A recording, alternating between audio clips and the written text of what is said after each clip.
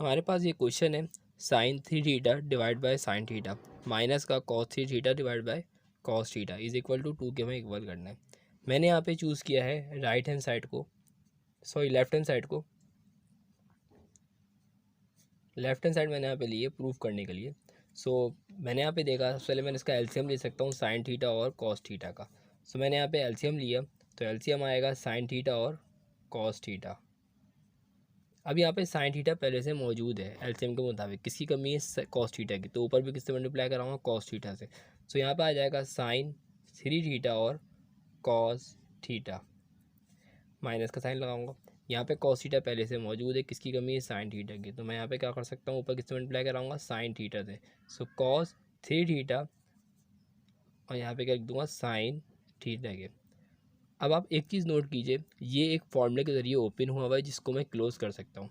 वो फॉर्मूला कुछ इस तरह से है कि साइन एल्फ़ा माइनस का beta is equal to sine alpha cos beta minus का कॉस एल्फ़ा और साइन बीटा के। यहाँ पर ये फॉर्मूला है, नोट कीजिए। साइन एल्फ़ा, इसको मैं कहूँगा इस पूरी वैल्यू को साइन एल्फ़ा, और कॉस बीटा माइनस का कॉस एल्फ़ा, एल्फ़ा पूरी वैल्यू है, और साइन बीटा थीटा। सही है, दोनों के एंगल डिफरेंट है।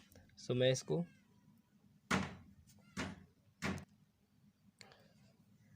मैंने अब क्या कीजिए, मैंने इसका एलसीएम ले लिया है। क्या मैं इसको कुछ इस तरह से लिख सकता हूँ कि साइन एल्फ़ा की जगह क्या लिख सकता हूँ थ्री थीटा माइनस का, और बीटा की जगह क्या लिख सकता हूँ सिर्फ और सिर्फ theta, divide by sign alpha sign theta और कॉस थीटा।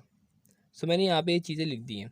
अब मैं इसको माइनस करवाऊँगा तो क्या वैल्यू आ जाएगी, एंगल से एंगल माइनस करवाता हूँ मैं यहाँ पे, तो यहाँ पर आ जाएगा two theta divide by sine theta और कॉस थीटा। अब एक चीज़ आप नोट कीजिए, यहाँ पे साइन टू थीटा इक्वल होता है किसके, टू साइन थीटा और कॉस थीटा के इक्वल होता है, जो मैंने यहाँ पे भी लिख दिया है। अब यहाँ पे मैं लिख दूंगा साइन थीटा और cos theta. Sine theta cos theta आपस में कैंसिल हो जाएंगे, ये हो जाएगा वहाँ पर टू प्रूव्ड।